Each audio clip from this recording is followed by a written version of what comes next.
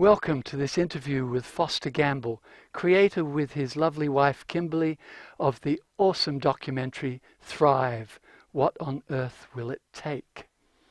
I'm your host, Narada Danvantari, author and illustrator of the book Understanding Sacred Geometry and the Flower of Life. This is to be the first in a series of interviews with some of the world's most interesting thinkers on the subject of sacred geometry. Tonight, we'll be looking at many aspects of sacred geometry in relation to Foster's work and getting an update on the forthcoming production of Thrive 2. This is What It Takes, which focuses on the many solutions Foster and Kimberly have been investigating since the release of Thrive 1. So Foster, welcome to the show and thank you so much for this opportunity to discuss some of the deeper aspects of reality together. Yeah, it's a pleasure and an honor to be with you again. Thanks. So Thrive was a pretty amazing event for the planet and for a lot of us in our lives to have something of that quality and that range of subjects put out to the world. I understand that since it was released in 2011, it's been viewed about 80 million times in 27 languages. So I guess you must have had it translated into those languages. Well, we dubbed it in 10 languages, and then after it came out, we just kept getting appeals from people in different countries to be able to subtitle it in their own language. And that's happened with 17 different languages so far. Fantastic. What a wonderful response. And as you explain at the beginning of the film, it was inspired by your quest to discover why human beings aren't thriving in the way that we see so many other creatures on the planet thriving. You began with about a 20-minute section on sacred geometry, the importance of the torus in particular. Did you spend a lot of time making that decision? No, I spent a lot of time researching it for my entire life, but it was an easy decision because to me, and you'll understand, it's at the core of everything. It's at the core of the solutions. So we really wanted to lay the groundwork in that before going into the problems, and then talking about the solutions. In fact, when I was writing the second chapter of the movie, the Global Domination Agenda, actually that's the third chapter, the after Follow the Money, which is really the darkest information that we learned about. I went to Kimberly and said, listen, can you help me? I don't know how to tell somebody their hair is on fire without freaking them out. And she didn't miss a beat. She said, well, here's what I would do. If I were going to do that with someone, I would go, look at this beautiful bowl of water. And besides, your hair's on fire. In other words, present the solution before you lay out the problem, and then we don't need to panic. And what I thought was that the solutions were in the understanding of the way consciousness comes into form in the material world. And that has been totally verified in every single sector. Since the movie came out, we've come to realize that virtually every problem that we're facing is a collapse in the wholeness of a natural system. So what we need to do as human beings is, number one, learn to recognize the distortion of the wholeness in a natural system, and then how to theoretically and practically create the solution which simply facilitates nature going back into its natural whole form, whether that's in an ecosystem or an economic system or in a truthful media system or accessing energy non-violently and so forth. All of the solutions, we can get into the details later, but they all come back to this so-called sacred geometry.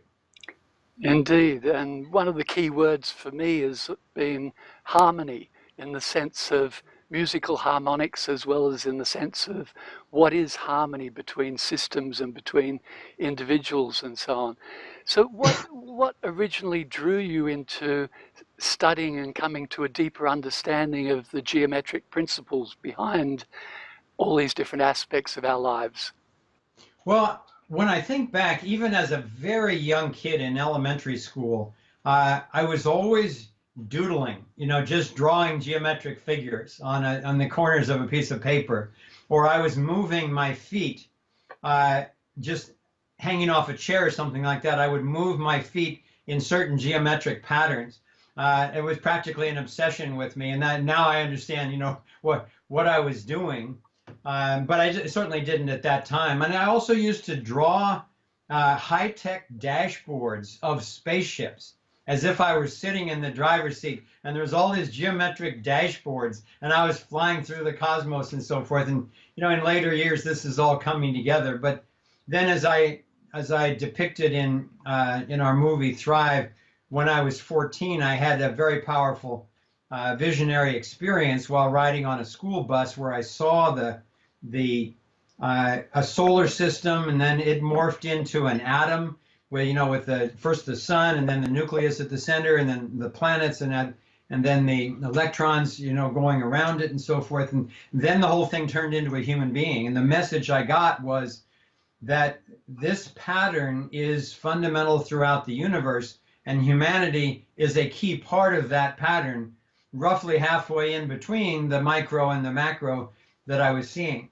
Now, I had no idea really what that meant at that time, but what was driving me was my fear about our blowing ourselves up with nuclear power. This was right about the time of the Bay of Pigs, that whole debacle that could have easily blown up the planet. And as a 14-year-old kid, I was already interested in math and physics, but my obsession was, how can human beings relate to energy successfully so that we actually get along with each other? The word harmony that you were talking about before, that we can collaborate and that we can access energy in a way that nurtures us instead of threatening us. And then, so I think that the universe was responding to my inner prayers to discover the keys to energy. And then when I was a little older, when I was probably early 20s, I was I went to hear a mystic talk who was very famous in California at the time, a woman named Betty Bethards.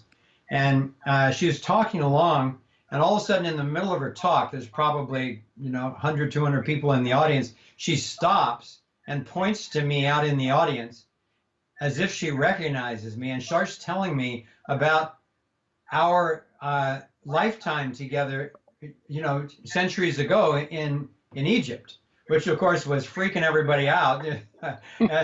But it was raising the hair on the back of my neck. And then she finally kind of caught herself, and she said, okay, this is not the right time to have this conversation. Come see me later. So I did, and had a reading with her where she described the whole thing. And she said, you were a high priest in Egypt using crystals, using symmetries, and using minerals for healing. And she said, you've come back again this lifetime with that knowledge embedded in you. But this time you're coming back to work at a larger scale, to work at a global scale. And instead of using crystals, this time you're going to use the media, but it's the same knowledge you will be communicating. And that was 30 years before I did Thrive. So she was pretty good. Were there geometers who influenced you with their thoughts about how this all works? Oh, absolutely. I'm privileged to stand on the shoulders of giants in the field, and there are many of them, but to mention a few, the first one I would mention is a man named Stan Tenen, who's not super well known, but he's done incredible work decoding a geometric code in the Hebrew alphabet that was laid out in the first chapter of the book of Genesis, and I worked with him for several years. And he's the one who introduced me to the work of Bucky Fuller, Walter Russell, and Arthur Young. When I first talked to Stan, somebody wanted me to meet him. I talked to him on the phone, and I said, listen, Stan, I'm really busy with a lot of things, so can you give me just like the bottom line of what is your research, what are the implications? And I'll never forget, he said, well, tapping clean, inexpensive energy right out of the plenum, and then turning that into fuelless propulsion and time-space travel. Straight to the point. Yeah, and it's like I got that he really meant it. And here we are 30 years later now, and he was right about all of those things. In my research, the each one of those things uh, I have come to realize is not only possible, but is already existent. And they're all based on an understanding of the geometry of the field in which we're all embedded. So Stan was a big one. And then Young and Fuller, Russell, Rudolf Steiner, Victor Schauberger. And I've been involved with them for years before I was organizing the Sequoia Symposium, bringing together scientists from all over the world to check out whether or not the vector equilibrium and the torus were fundamental at all scales. And it was literally a few days before that someone called me up and said, you have to meet Nassim Haramein right away. So I drove to San Francisco and attended a talk of his and was just spellbound because I had been doing similar research, but it was as if we were climbing the same mountain from different directions. We had different information, but it totally fit together. Plus, I went up to him afterward and asked him a couple of questions that I hadn't been able to find the answers to. And he was able to answer both of them immediately. So I thought, okay, this guy's for real. And I started working with him the next day, and we worked together for over 5 years. And then, we worked together in this Sequoia Symposium think tank for a few years with a lot of other scientists.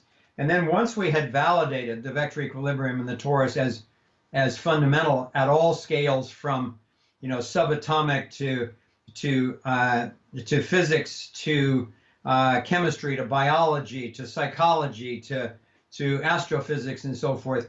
Well, then we broke up into smaller teams to apply what we had verified. And he went on to work on the physics papers and on energy technology. And I worked with a man named Robert Gray, who was an incredible researcher, and he's like at least 3 people in one. He's a brilliant physicist, and he's a mathematician, and he's a computer scientist and a geometer. He was really the mathematician for Bucky Fuller. Did the math throughout his synergetics volumes. Is really his masterwork as far as I'm concerned. And so he and I together created what we called the Atomic Geometry Project, and set about 3D computer modeling the entire periodic table of elements based on 16 postulates that I had come up with that I thought would apply to the periodic table. And so that's another whole story. But Robert was brilliant, and that led me to Ken Snelson, who also worked with Fuller. He was the one, Ken, who really introduced Fuller to the notion of tensegrity. And Snelson was a sculptor, and he was doing sculptures of his idea of the periodic table of elements, which were hugely fundamental in my own understanding, as was the work of Marvin Solit back in Boston. And then David Bergman and Charles Lucas from, I don't know if you're familiar with Common Sense Science, but they were also doing fundamental modeling, toroidal modeling of the periodic table, also along with Lawrence Hecht and Robert Moon. I would say they were the major influences that really I could stand on their shoulders and end up accurately modeling the whole periodic table. I'll mention one other, and that's Marshall Lefferts. You know Marshall from the Resonance Academy, and we've worked together in the Foundation for Conscious Evolution and in the Thrive Project and in Resonance for many years. And he's been doing diligent and original work having to do with the double phi spiral and how that whole thing fits in with the torus, with creating certain boundary conditions that then define the torus. And it's from those toroidal conditions that the geometries that we refer to as sacred and so forth emerge. And then I guess the one last that I would mention is Bose and Einstein. When they did their Bose-Einstein Condensates, a lot of people who don't know about this, but there's actually pictures of this plasma condition where they would put different frequencies in, put them at different temperatures and so forth, And sure enough, the geometries that we predicted in the atomic geometry project start showing up in the plasma. So you Wow. actually see sound and vibration creating geometric form in the same way that also cymatics does that with water and powders and so forth. So those are my major influences. Wow, that's quite a list you've got there. The part of Thrive where you talk about the toroidal model of the atom, how much of that is actually your own work and research, and how much of that goes back to Robert Moon and a few of the other names you've mentioned there? Well, I certainly owe most of it to the other names that I mentioned, and then there were certain aspects of it that I put together that I haven't seen elsewhere, and I really attribute a lot of that to Robert Gray too, because he and I were just in intense dialogue for 2.5 years, and I would convey certain ideas, visions, dreams that I had had, and so forth, and he would. Enter them mathematically into the computer to see if they worked. And we literally ended up following these postulates, and he could do it rigorously mathematically in 3D. And what I mean by that is that the fundamental notion of people like Snelson and Moon and our own work is that they're no billiard balls. They're simply vortices in a continuous sea of energy.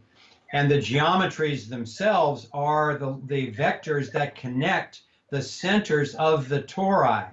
That's what makes the what we think of as the platonics and so forth. Bucky Fuller, in his final work, literally he hadn't finished the work before he died, but he'd written this section on what he called polyvertexians.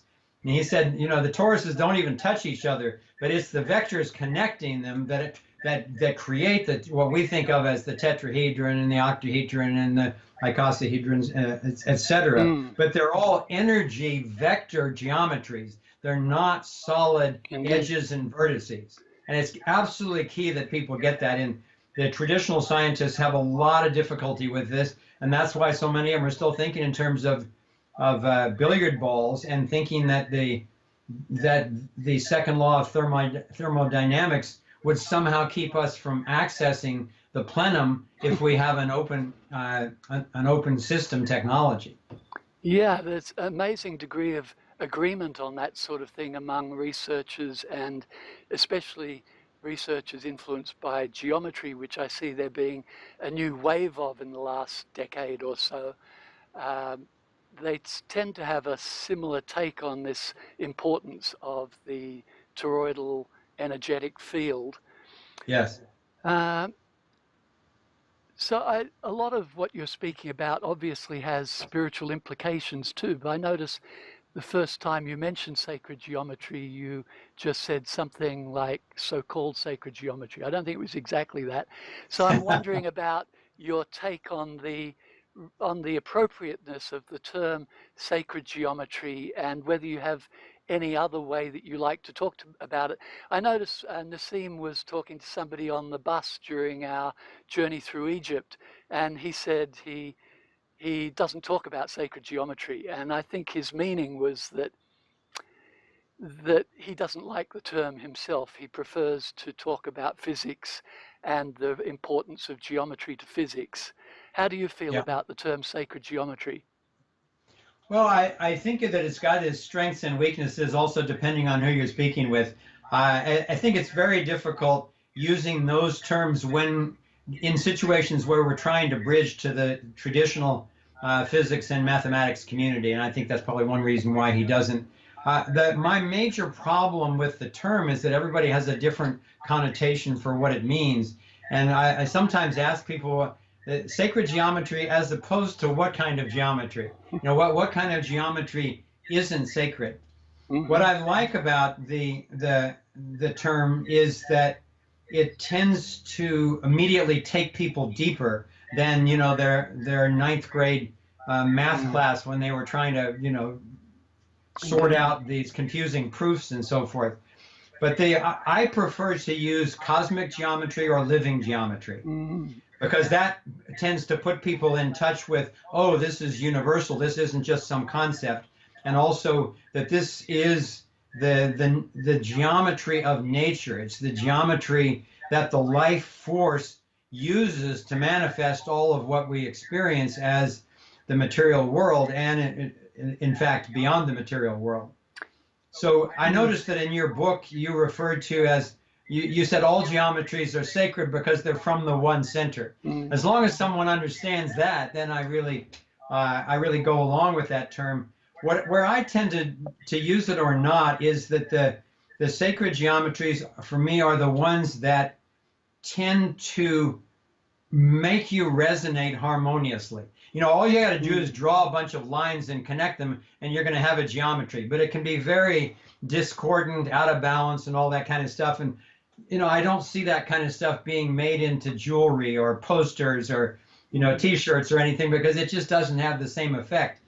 The meaning of sacred geometry that I especially like is that when you see it, it tends to resonate you in ways that feel sacred or spiritual. And by that I mean that it tends to take you beyond your rational mind and physical body into the experience of oneness with the field from which we have emerged and into which we will return, as far as I can tell. Indeed, the word consciousness comes to mind there as well.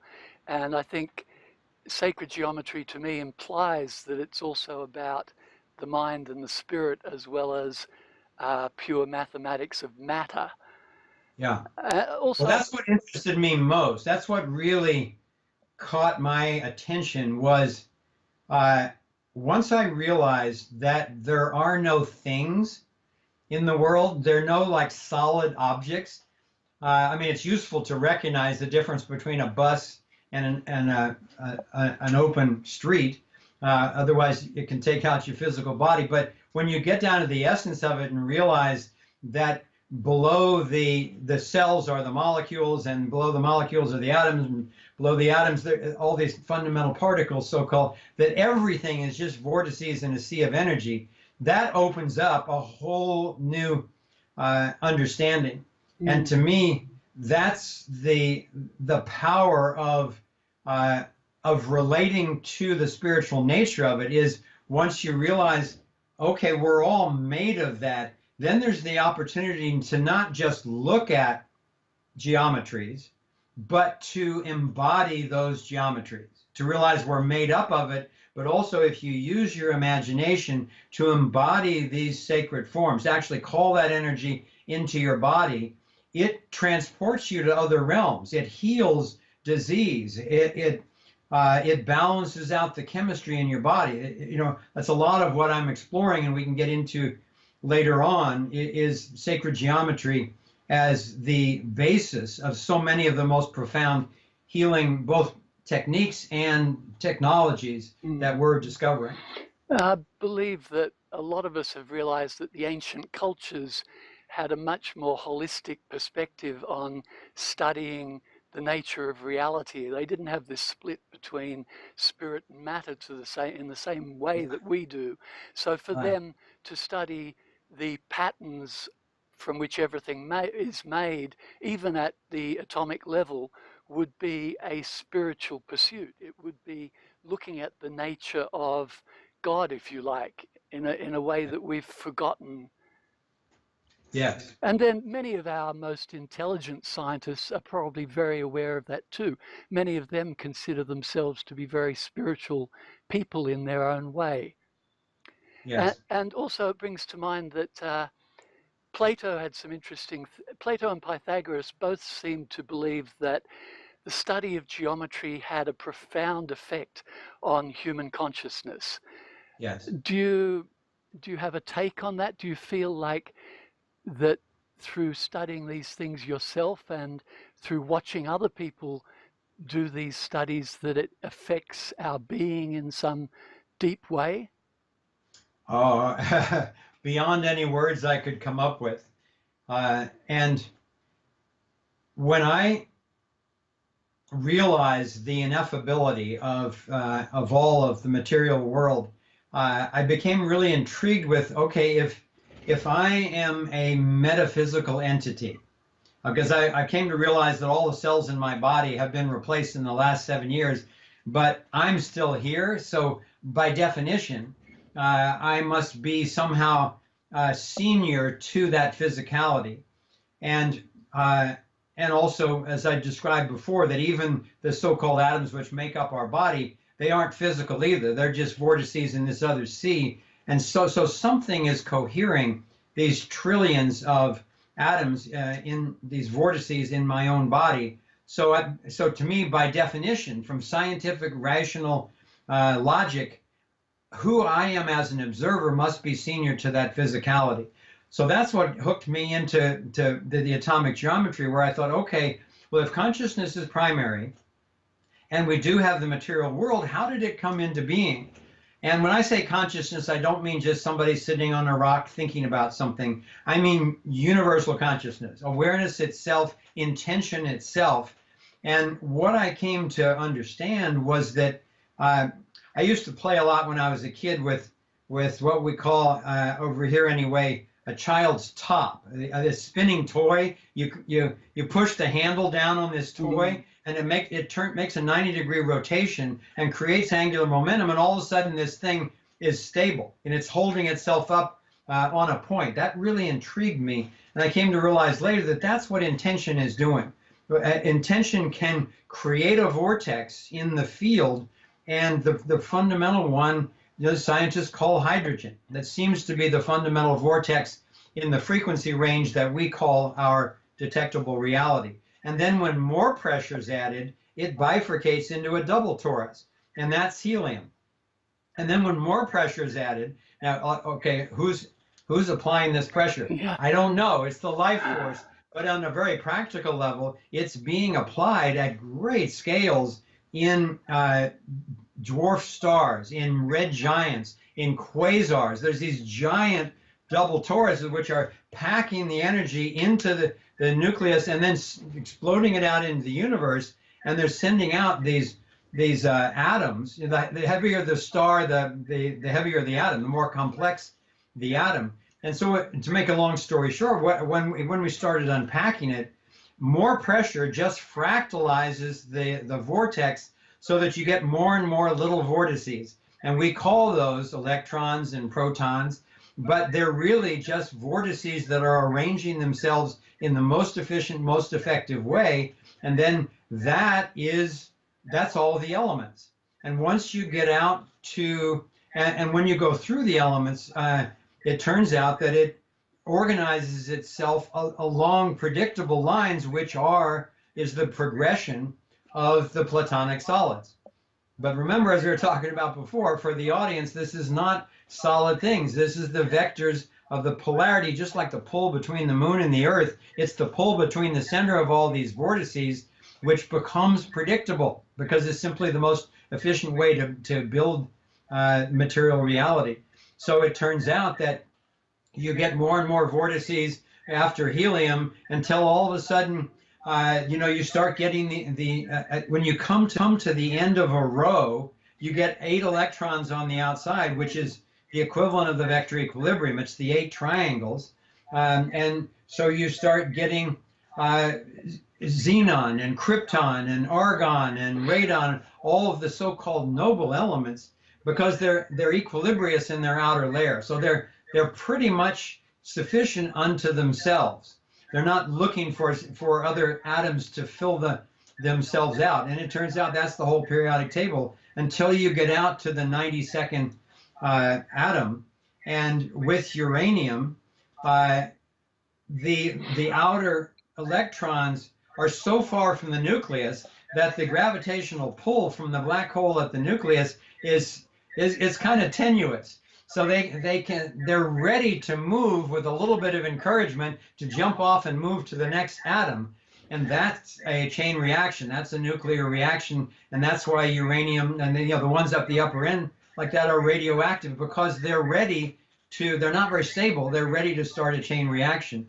But they talk about all these 115 elements and all.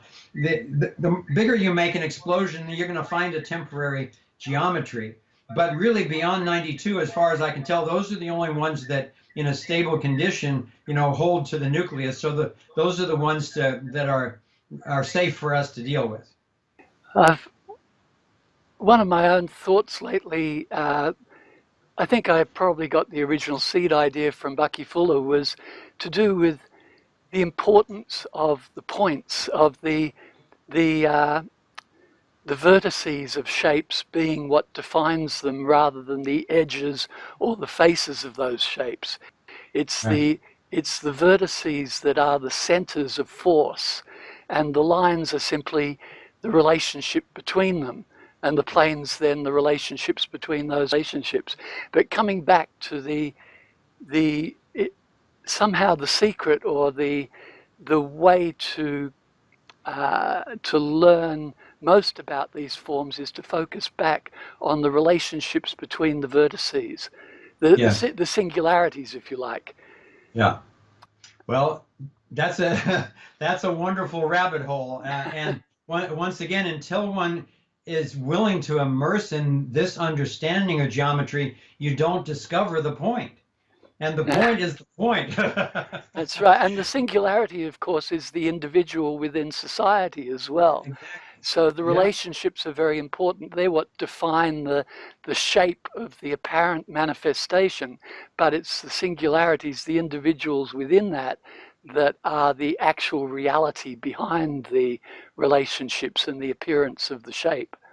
Yes, they center everything. Every sustainable system has to have that point at the center. And it turns out that I spent the last 4.5 years vetting close to 1,000 technologies around the world. People who contacted us after Thrive came out, and it's just phenomenal and encouraging what exists out there in terms of clean energy access and water decontamination and environmental restoration and amazing healing technologies. And it turns out that the most common denominator amongst the most effective researchers and inventors and healers is they, in one way or another, either in their consciousness, in their healing process, or in their actual technology, they are shaping the field in such a way that they actually create or focus on a still point. And once you do that, then the inventors sometimes call it the straw. Once you establish a stable point like that, then it creates a portal to the quantum field. And that's the straw through which free energy flows abundantly. Now, however much you need, the best devices just give you whatever you need. In terms of healing, it accesses the wholeness of the quantum field, brings that energetic wholeness into a distorted, collapsed, sick cancer cell and restores the wholeness in seconds. It actually brings it into to the DNA of your body and rides along the roller coaster of your helix, replacing damaged DNA with healthy DNA from behind it. Just these sound like magical or mystical things, and they are, in the sense that traditional science doesn't define them yet. But that doesn't mean that they're somehow not part of the unity of the cosmos. It's our consciousness that's expanding to understand how these metaphysical things work and can be brought into the physical world that is bringing so much healing. If we can stop these creeps who are trying to suppress it all because they would rather limit the population and control all our lives. But that's a whole nother rabbit hole. I'm very glad to have heard from you that Thrive 2 is in the process of being created. Is it, have you finished filming yet, or is the filming still in process? No, we're just getting started. We've made the commitment. We're so encouraged by what we've seen that both Kimberly and I pretty much decided at the same time, okay, now's the time. We have to communicate to the world how encouraging all this stuff is, because a lot of people assume that Kimberly and I must deal with, depression because we process a lot of bad news in our analysis of current events and the conspiracies and so forth. But it's just the opposite. That's just a diagnosis by which we can find the cures. And the cures that we're finding are so encouraging that we thought, okay, we know it's a lot of work. The last one took us 8 years. We think we can do it a lot more effectively this time. We actually think we can do it in probably around 2 years. But we've designed the story. We've got a list of the key interviews that we'll probably be doing. We have a treatment of the story arc, and we've created a business plan and are in the process of completing the fundraising to be sure we can go ahead with the full film. And I'm happy to say that that's going really well. So we've done some shooting already, but are planning on launching into full production at the beginning of the summer. And so if we're successful in doing all of that, then we anticipate we're aiming for a release in the spring of 2020. I noticed, I did a bit of research for this interview, and one thing that surprised me was the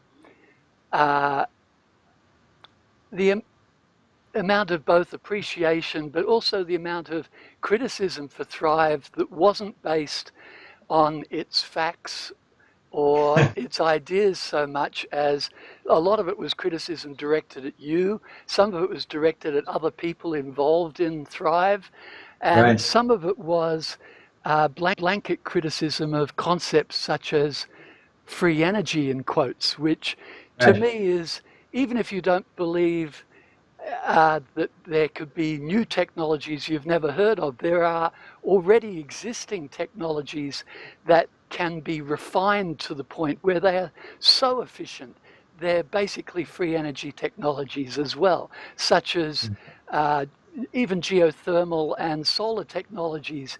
If we take them to the state of the art we can get to now, are virtually free energy technologies. But beyond that, of course, there's all the other ones that you've researched, and that I believe that Thrive 2 is subtitled This Is What It Takes, whereas Thrive 1 was What on Earth Will It Take? So hopefully this will include a lot of the answers, and I'm wondering whether it will be as controversial, probably on a different level to the controversy in Thrive 1. Well, let me address that a little bit. I appreciate you bringing it up because, first of all, as Catherine Austin Fitts told us before we even launched Thrive, she said, you'll know that you're over the target when you start taking flack. And she was so right that there are forces out there that don't want to universalize access to clean energy. There are forces that don't want honest banking systems or honest media, and especially that don't want to obsolete a corrupt and polarized political system. And we did all of those things. So when in the beginning there was just skeptical people, and then what you're referring to probably is when 10 people came out and signed a letter against Thrive, and that I traced that one back, of course, and that was very politically motivated. It turns out that there's a high-level operative in the Democratic Party who was commissioned by the Obama administration to organize resistance to Thrive, to try to stop its popularity so that it wouldn't undermine Obama's re-election in 2012. And so she said, I ultimately confronted this person, and she acknowledged to me that she was a socialist, and she had enlisted some other communists and progressives who were basically uncomfortable with the fact that Thrive was trans-political. And these were people who were interviewed in the movie. We didn't interview them for their politics. We never thought about their politics. We interviewed them for their expertise on evolutionary biology and organic food and consciousness and environmental things and so forth. And then all of a sudden they were resentful that we weren't on some political team. But that ended up being a lot of the power, and the reason why Thrive is now the most widely seen independent documentary in history and continues to grow at a rapid rate, is that people stood up and cheered all over the world when we did screenings, when they realized that our solutions are not politically based. because how's that working out for us? Not really well in any country in the world, because because politics themselves is based on a small elite stealing money from other people and then doing these corrupt things with it, and that violates the sacred geometry. You said earlier that the individual is the torus, and if somebody has control over another individual's resources, that immediately starts destroying the wholeness of the natural system of self-organization of human beings. So anyway, they went about trying to undermine us, and of course, as you said, there weren't any facts involved, and there was just a bunch of lies and innuendo. So that disappeared quite quickly, and out of the 10 people who signed the letter, half of them have recanted to us already. Several of them acknowledged they'd never seen the film, just some of their friends had signed it and so forth. And it created controversy, which made the film even more widely spread. And even the networks of the people involved were basically saying to their kind of spiritual teachers or environmental heroes or whatever, wake up, you guys are missing what's really going on here. So the next film, I don't think will be nearly as controversial in terms of its content, because now people understand that the NSA is collecting, this Skype call and all our emails and texts and everything else, and that they've got these directed weapons, and that the Federal Reserve is corrupt, and everything that we said in the film has been confirmed. So a lot of that information is no longer controversial.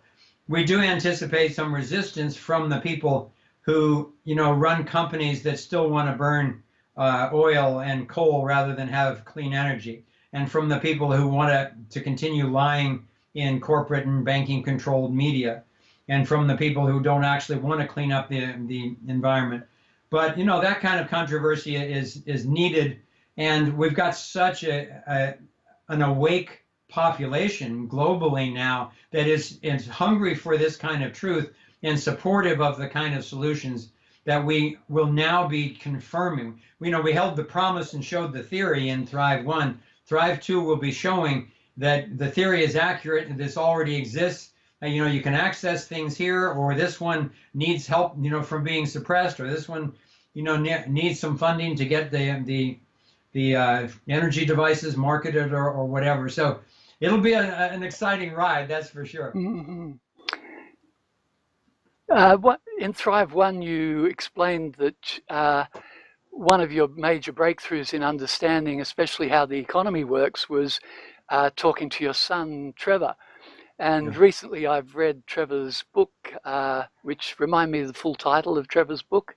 It's The Secrets of Nonviolent Prosperity, The Principles of Liberty. Indeed. And there are a few things that I got out of it that I've never come across before.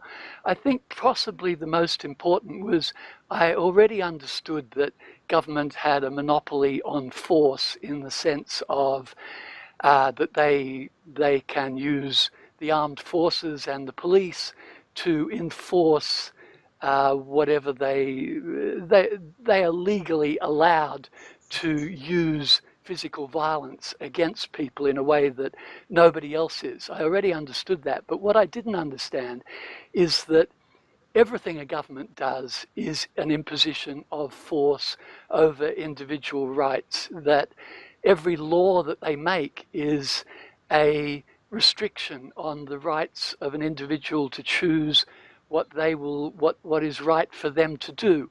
Of course, you've got to bring into this that your rights do not infringe on the rights of anybody else.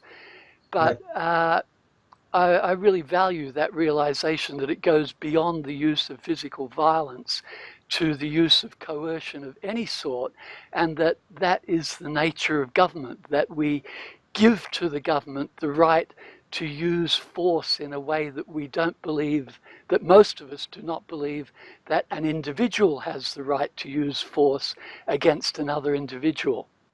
That's the key. It proscribes against the initiation of force. You can use force to protect yourself, of course, but it's the initiation of force, and it's the most obvious thing.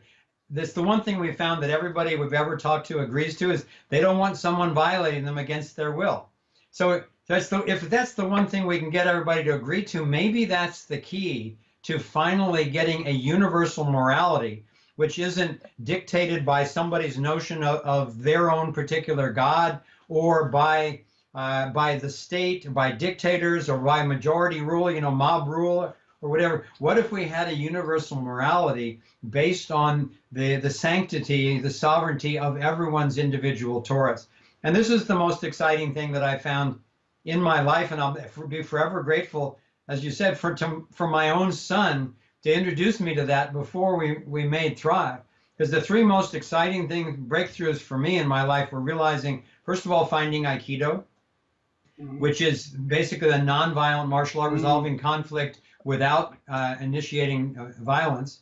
And that is based on the recognition of the Torahs, empowering your own Torahs and then protecting others. And then the second most effective one, important one for me, was when I finally saw free energy devices working. And they mimic and create the toroidal vortex and then put it in a resonance with universal field, because that's what the field is already doing.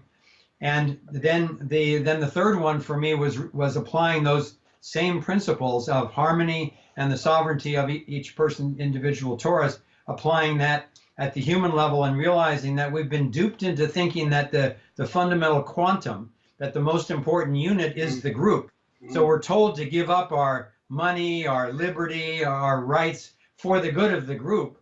And Martin Luther King said the arc of the moral universe is long, but it bends toward justice.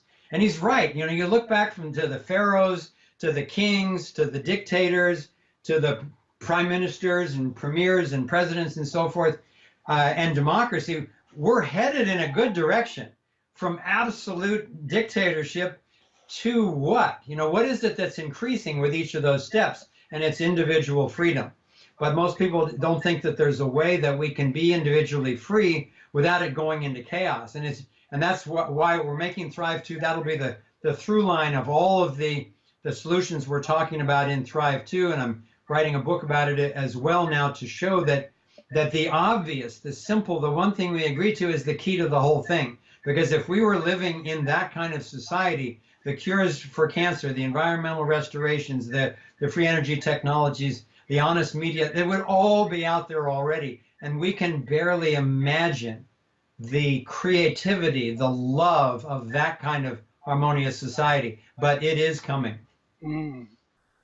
Foster, last year when we were in Egypt together at the Resonance Foundation's first annual gathering, among the many highlights of an amazing trip was our visit to the oldest flower of life designs yet discovered anywhere on the planet, in a very powerful and beautiful and mysterious underground building called the Sunken Assyrian Temple at Abydos. Although there's one pair of designs that is the clearest and the largest, approximately a dozen similar designs are scattered on just two of the 3-meter high rectangular granite pillars that held up the roof of the temple. And the designs are emblazoned on the granite surface by unknown means. In Thrive, Nassim claims that they are laser burned into the rock, but this has been much contested.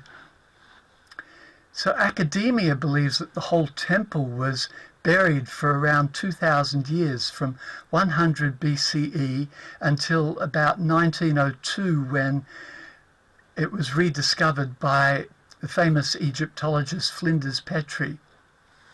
And academia also claims that the designs are simply done in ochre by some hypothesized Greek scholars who were using the temple for unknown reasons. I find this whole story extremely improbable, especially the idea that the designs are done in ochre, as they are accurately done and they've survived 2,000 years in an often flooded underground temple. Surely moisture and time would have erased them by now. So would you share with us your thoughts about this mystery surrounding the Flower of Life designs in the Assyrian temple at Abydos, now that you've had a chance to see them for yourself? Yeah, yeah, it was such a treat for me, because we created a scene in special effects in Thrive One, where Nassim and I are on the magic carpet and we fly to the temple at Abydos, and to actually finally get to be there with him and with you and with so many people who are just steeped in an appreciation of this was one of the highlights of my life for sure. But in terms of what it is, I know that that Greg Braden and Nassim and others have talked about this being somehow laser etched, somehow etched into the atomic structure of the rock, and others have tried to debunk it and say, no, it's just painted on with ochre and so forth. But the debunking has not been effective, in my opinion. It's still very much up in the air to me. And what, for me, it's kind of like when someone tried to debunk Thrive or something like that. It's like it shows the evidence, and ultimately, what are we really talking about? What's the essence? What really matters for me is the recognition, the understanding of what the power, the flower of life pattern represents. What it means. And let's say it is only 1,000 years old or 2,000 years old. If the Greeks put it there, or the Sumerians, ultimately someone a long time ago had a deep understanding, to my sense, of the structure of the plenum. You and I understand from our studies that the space is not empty, even though it looks to be. Even out in deep space, it's not empty, and that's been verified. They've done studies on the wave patterns of light that come from distant galaxies and quasars, and they don't just come as a wave through, to Earth. They corkscrew as if they were going through a crystal. And that shape that you've got behind you there, the 64 tetrahedron crystal, they corkscrew as if they're going through that shape. And so the space itself seems to be quantized. And by that, I mean that there are units. I think that the units are going to be toroidal vortices at every scale. And then, as we've talked about already, they create local geometries. But the key to me for the flower of life is that, as we depicted in Thrive, the two-dimensional pattern is a representation. It's like you draw on a piece of paper of the three-dimensional field, and an understanding of the three-dimensional field and the flower itself allows you to recognize that when you have a vector equilibrium, and then you have with eight tetrahedra, and then star tetrahedra, and then you expand out to the next vector equilibrium with 64. That's the first time you have a balance of the vectors going out with the vectors going in, and all of a sudden there seems to be a quality to that particular boundary condition, that particular energy field, which is very important in terms of accessing energy, in terms of creating a black hole that has then its own gravitational field, which I believe is the key to interdimensional, interplanetary travel. And this is what Stan Tenen was telling me back in 1983, that if you understand these geometries and can build technologies on it, all of this stuff is possible. And of course, there are people who are spelling out the theory and building the technologies now. But I think that these signatures were left for us as clues for people. When people are ready to understand those clues, then they will be ready to recreate the technologies. In this particular case, I believe the technology that was at the core of the Ark of the Covenant, what I believe was this plasma sphere that was inside the Ark and energized the Ark as a capacitor, and then the Ark in the sarcophagus of the King's Chamber energized the whole King's Chamber, which energized the pyramid. This is happening in pyramids simultaneously, as well as the Serapeum, I think it was called, the underground power station. where I think they were energizing not only the pyramids, but the entire plateau, and then tapping into that energy in various ways. But I've also met two people who were invited. They weren't abducted, they were invited. They had relationships with extraterrestrials. And this was multiple times, contact over multiple times and years and so forth. And they were ultimately invited onto a ship and went. And then they were given as a gift, they were shown the drive of the ship. And each time, these people didn't even know each other. I ended up introducing them. And we interviewed them for Thrive, and we depicted very, very briefly in there. They each described this 64 tetrahedron crystal, or this complex geometric crystal that's surrounded by this rainbow double torus that creates a gravitational field that, as long as you're inside of that, you can travel at these astronomical speeds and make right-hand acute angle turns, and you're not subject to the gravity of the Earth or the inertia of the ship. You're subject to the gravitational field of the black hole at the center of the flower of life that they have tapped harmoniously. So I think that the flower of life is the key to free energy. It's the key to the plasmasphere. It's the key to traveling amongst the cosmos, and most fundamentally to treating energy harmoniously. Because when we can do that, we can prove it as a species, that's when I think we'll be taken out of quarantine and allowed to actually travel off the planet. Until then, we're just too dangerous. You know, they tried to take a nuclear bomb to test it on the moon, and these ET ships came and knocked the missiles off of the ship that was taking it up there. The more advanced cultures know that we're still dangerous. They're trying to help us. They're coaching us. They can't do it for us. We need to actually evolve into this understanding and into this way of relating. But that too is one of the things that's so encouraging to me. I realize this is happening. This is the era where we've all come back for to help during this time, and it's going to happen. Wow. Interesting. Yeah, you've covered a lot there. And it took me back to the original realizations that Nassim passed on to me from Buckminster Fuller, which became the major point that I want to get across in my little booklet called Understanding Sacred Geometry and the Flower of Life, was the core symmetries of space are not just cubic, they're also triangular and tetrahedral.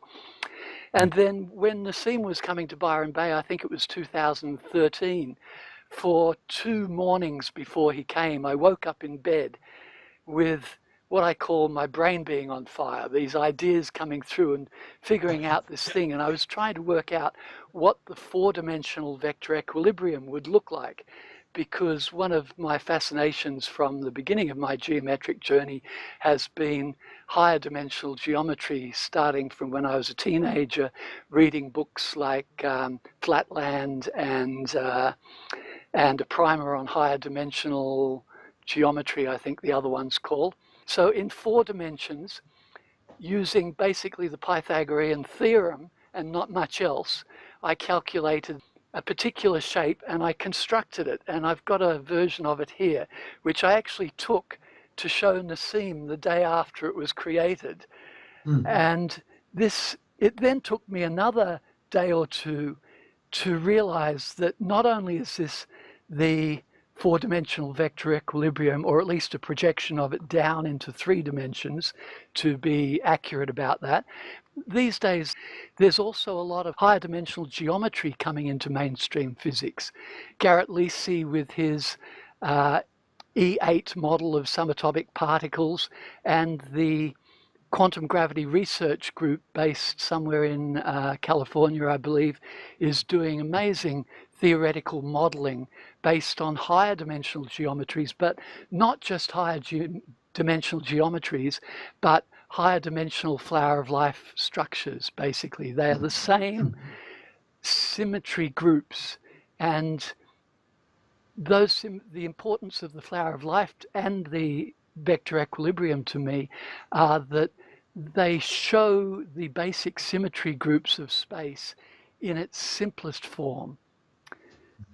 You used the word dimension twice in the last few minutes of your description of your understanding of the flower of life and how it relates to energy technologies and the possibility of extraterrestrial travel and so on. So I just thought I'd bring that back to you for a moment to see if you'd like to add anything to that before we move on.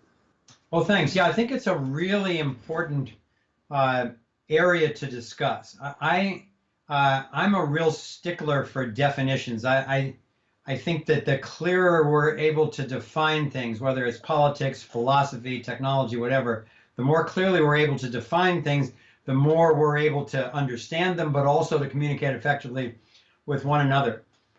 For me, dimensionality is a very useful tool for mathematics. I actually am not really a believer in multiple dimensions in reality. For me, the more effective term is frequency or a frequency domain, because I think, like, you see the videos of UFOs that they're there and then they'll all of a sudden just blink out, or they'll blink out and show up somewhere else. Mm-hmm. I don't think they're entering another dimension. I think they're going to a frequency that our cameras or our eyes can't see. And then they're moving very quickly, and then they show up again. They come back into our frequency. It's the same with, I've had some clairvoyant experiences with particular beings where when they're in certain states, I can see their aura in colors, and then they'll shift to a different state, and the auras will go back into the body. So, but to me, those are frequency shifts. And that I think we can all agree on, that human beings can sense with our five senses a very tiny little band of what we already know exists in the electromagnetic spectrum. And I'm sure that it goes infinitely above and beyond what our instruments can measure. So I think that for me, when I'm talking technically, it's more like, okay, what frequencies, and it's not just a frequency like, a 432 or whatever. It's where I think that the mathematics is particularly effective is in assisting us in creating three-dimensional frequencies. In other words, holograms. The Dr. Todd Ovakaitis, who we work with our hemolucent laser-activated stem cell treatments, he spent 20 years and finally came up with this breakthrough of creating a hologram of frequencies. And once he got that right, that hologram activates dormant stem cells in your own body that have been dormant your entire life and wakes them up. And all of a sudden, they're this fountain of youth, equivalent of a day old. And he can direct them again with these laser frequencies anywhere in the body, and they'll start healing, and they'll become bone or tissue or organs or whatever. But the key there was that he accessed the chord of frequencies. So you could say a multidimensional frequencies, and if you can't hear them, you could say that it's fourth dimensional or something like that. But most fundamentally, I think that the key is that we're talking frequencies and patterns of frequencies, as opposed to thinking that we actually somehow leave the natural world when we go to other frequencies. Indeed, our understanding of the nature of space and time seems to be incomplete still, and somehow involves the nature of vibration and frequency as much as it does the nature of shape. I think most people, when you say the word geometry, think of shapes and not even of vertices, as we were saying before, but of solid shapes. And right. as we know, there are no such thing as solid shapes. So yes. It's our consciousness trying to understand the nature of our experience and modeling it as space and time, and learning through that, we're trying to gain control over space and time. Yeah. And yet somehow frequency and vibration and harmonics and resonance seem to be the key to progressing beyond where we've got to so far. Yeah, and we are, and fundamentally we're antennas. If we're not things, Well, what are we? We're energy antennas that we can receive and we can transmit. We're transceivers.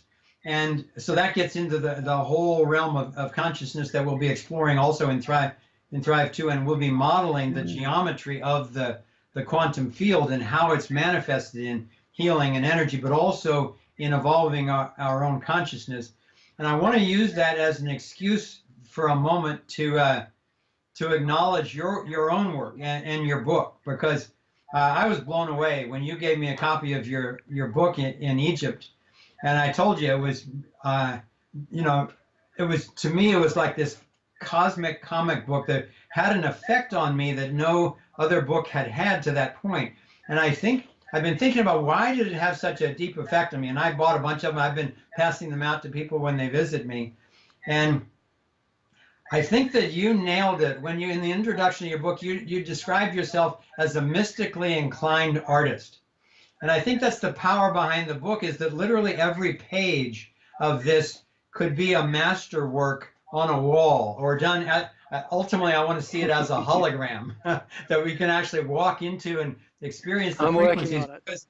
Yeah, I'll bet you are. Because that's what happens for me. I turn a page and I'm in the patterns, but I'm also in the thinking, and I'm into the hologram of how you're bringing together ancient history, geometry, technology, and consciousness. Almost on every page, you're doing that. So I hope to see a real life interactive version of that, where one can walk in and actually experience these frequencies. We could be a little way from that yet, but it was a great pleasure to share it with you too, Foster. I knew I had a connection with you on some level, but it wasn't till I came back home here and watched Thrive again that I realized how much of that book I'd pretty much stolen from Thrive, really. Yeah. I had no idea how similar the content of the book was to the whole Thrive movie, starting from geometry, but going through ancient history, relating it to health, relating it to society, even touching upon conspiracy. I'm glad that I didn't know that when we met in Egypt, or I would have been seriously embarrassed to have given the book to you. Oh, no, I was so pleased to get it. And also you, in your letter to me, inviting me to do this conversation, yeah, I was very touched because you mentioned a video that I created called Spirit into Matter, the Geometry of Life. And that was a video that I created with Go Aloba, our visual effects guy, completely separate from the film. And to me, it's one of the things that I'm most proud of, and summarizes literally 30 years of work in all these different fields down into a few minutes. And I'm really glad that you came across that, because for people who are listening to this, who aren't as steeped in these different areas, I highly recommend that you go to thrivemovement.com and just put Spirit into Matter in the search window, and it'll come up with an entire web page about this, and then it has the video embedded in it, and the video will take you through a shorthand version of how the spirit comes into matter, shaping itself through the whole periodic table of elements, and then how we can apply it in all these different ways. So thank you for appreciating that, because that to me was just like a kind of a time capsule that I was creating and putting out there. It's like, that's going to be important for somebody someday. And also, by the way, I love that you're creating the jewelry, because you're literally embodying your understanding of this at a very complex level.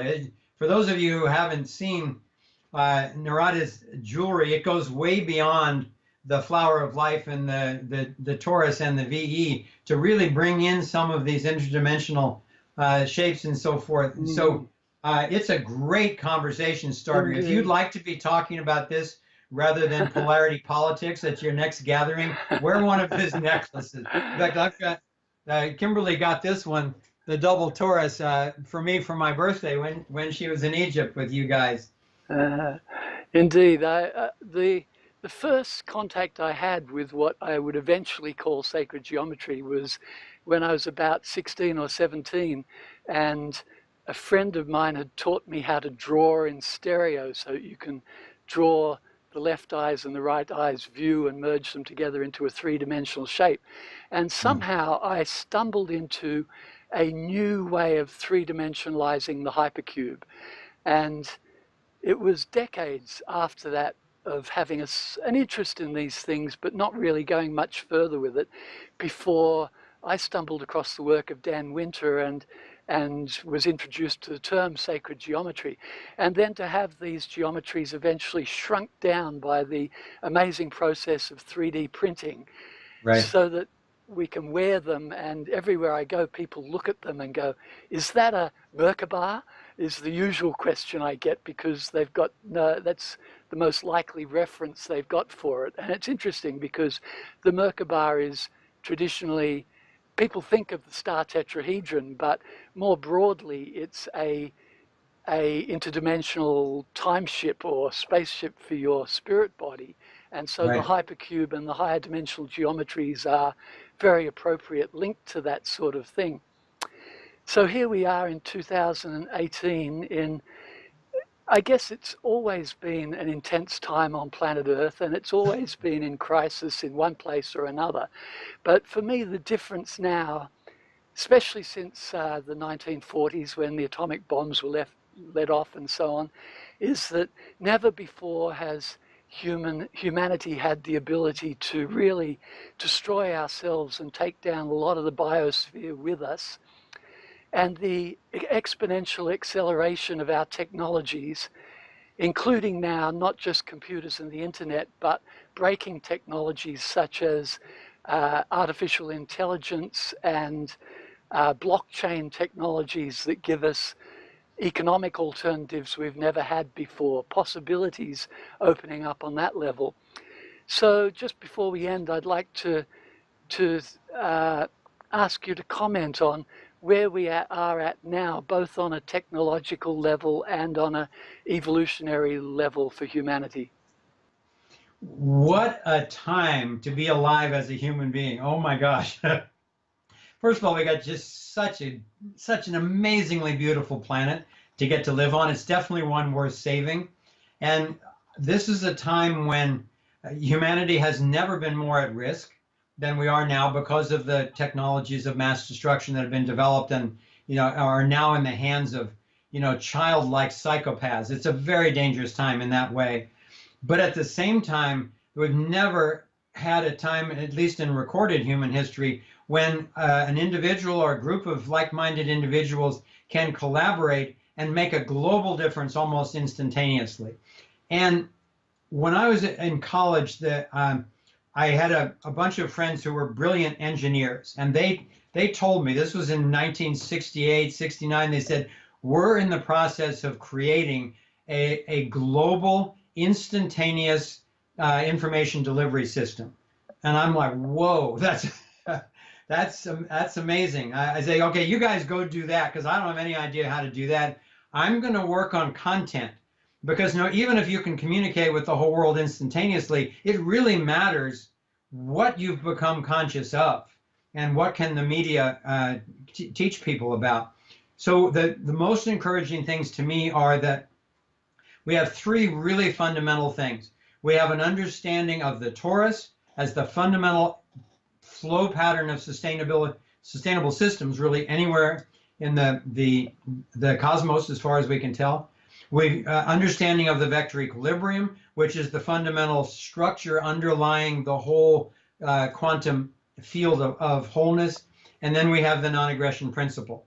And the non-aggression principle is the application of the torus at the human level. With these three things, I believe that if we make it through the next 50 years, we'll actually be living in a thriving society that not only is totally prosperous in terms of having access to energy, access to heat, access to light, access to healing in very non-invasive, very natural ways, and living, who knows how long we can live when we're really healthy and can nurture ourselves from the wholeness of the quantum field. But we also have, with the non-aggression principle, that's the sacred geometry of human behavior. That's how no one imposes their behavior on anyone else. No one distorts anyone else's geometry. That's how we can collaborate as a voluntary global and galactic community. Um, and it's the result of billions of individual decisions every moment. It's not the result of central planning and control of other people's lives.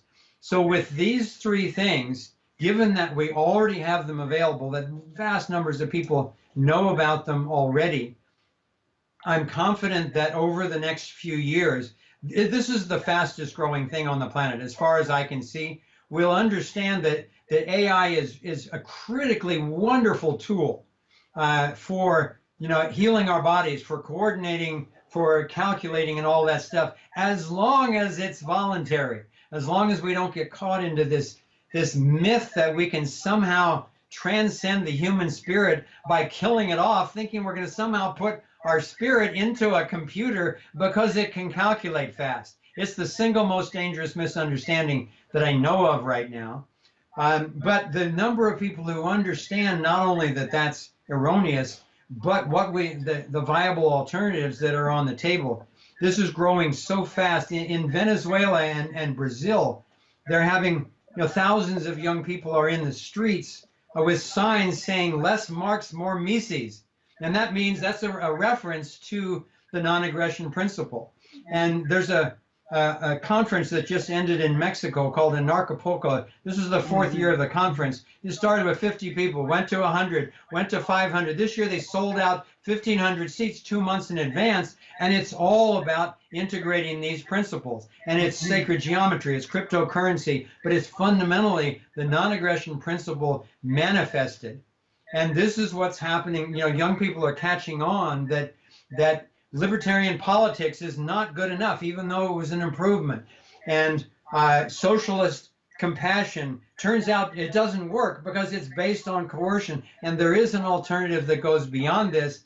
And it starts with recognizing that we are an integral part of a whole and healthy system. And we can, on every single level, collaborate to restore the wholeness to natural systems. And we will be in a global and galactic community based on harmony, on collaboration, and that's what I call love. Fantastic. I call that the biggest thing since rock and roll. That's a stretch, but even the rock and roll has helped in that. Well, I mean that in the sense that in the 60s, we had an amazing global awakening, and one of the main phenomena there was the birth of rock and roll, and that since then we haven't had another wave that's as identifiable like that. But everything you've just summated for us then rolled into one as a popular global movement would, I believe, be the biggest thing since rock and roll. Well, you've got an opportunity to embody that, I gather, coming up. I heard that you were invited to speak about sacred geometry at a conference, a gathering of 50,000 people, and I'm sure it'll probably be live streamed in Australia because, I've been invited to present at lots of festivals, and at first I thought, really? I thought the festival, they're wonderful. I thought it was, dancing and sex and rock and roll and drugs, and so, and it's not that it isn't that, but more and more they're wanting more. They're wanting to not only celebrate, but with the coherence of their energy, they want to transform the world. And so they were excited to learn about sacred geometry, to learn about the non-aggression principle, even to learn about the conspiracies and how to transcend them. So I think that particularly for young people attending these things, you're right, that this is the next big thing. It incorporates the best from the past, but actually is transcendent for the first time without violating or forcing anyone. So thank you, Foster Gamble. Please let us, before we go, tell us the names of your websites and anything you'd like us to be able to access as resources. And thank you so much for this time. You've clarified for me quite a few issues in how I'm going to explain sacred geometry to people at rock and roll festivals. Right. I look forward to it with a renewed spirit.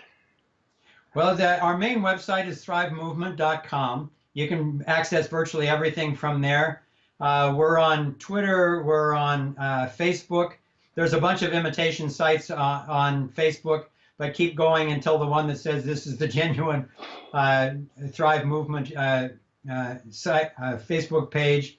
And we've got an extensive YouTube channel that has animations of virtually everything we were talking about here, as well as a whole lot else in the more kind of current events type of and spiritual realms. And I don't remember what that is, but if you just go to YouTube and look up the Thrive channel, it'll present itself. But for everyone who's listening to this, I congratulate you on where you've come to in your consciousness, that you've learned about Narada and Pratima, and that you've opened your mind to this, because this is a portal to everything that you are looking for. And thanks for your intentions, your attention in sitting through a long, but I hope interesting and valuable conversation.